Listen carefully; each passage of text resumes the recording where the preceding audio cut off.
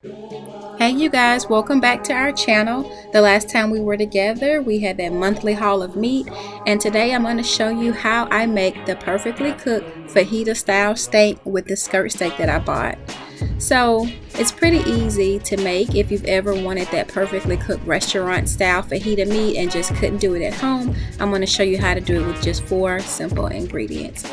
You're going to need Worcestershire sauce, olive oil, soy sauce, and Montreal steak seasoning. And that's it, you guys. Just go ahead and pour a few tablespoons of each onto your meat.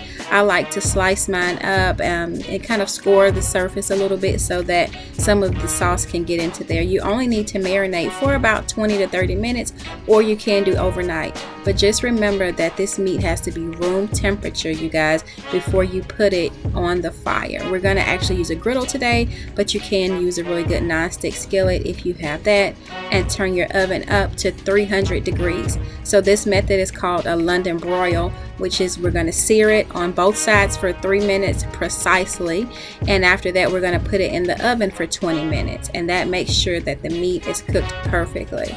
I do like my meat medium, so if you like it cooked a little bit more done, then you can leave it in there for maybe 25 minutes, but either way it's going to be totally delicious. You guys, leave a comment and let me know how you like to eat your meat. My husband likes medium to medium rare. I do medium to medium well, but everybody's different.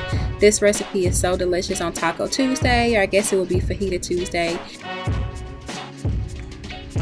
but you'll see that in a little bit. So throw out all those old juices. You don't need them. They're going to be too salty if you try to add them back into your finished product. Sear this meat on each side for 3 minutes exactly, you guys, on high heat. Once that's done, I'm going to put it on a rack and stick it in the oven for exactly 20 minutes. This is one of those recipes you don't want to fool around with the times. If you want it medium well, do 25 minutes, but that's the max, you guys.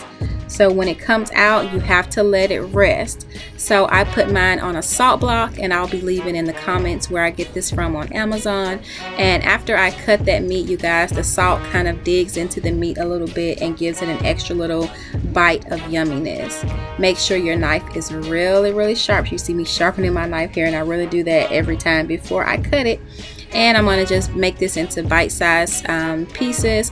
So what you want to do, you guys, and this is very important, is to cut it against the grain. So the first cut that I made to get it into these bite-sized pieces was with the grain. Then you're going to turn it and go against the grain. This is very important. It keeps your bites from being really chewy. Okay, and once you do that, just make sure that you serve it any way you want. Fajitas.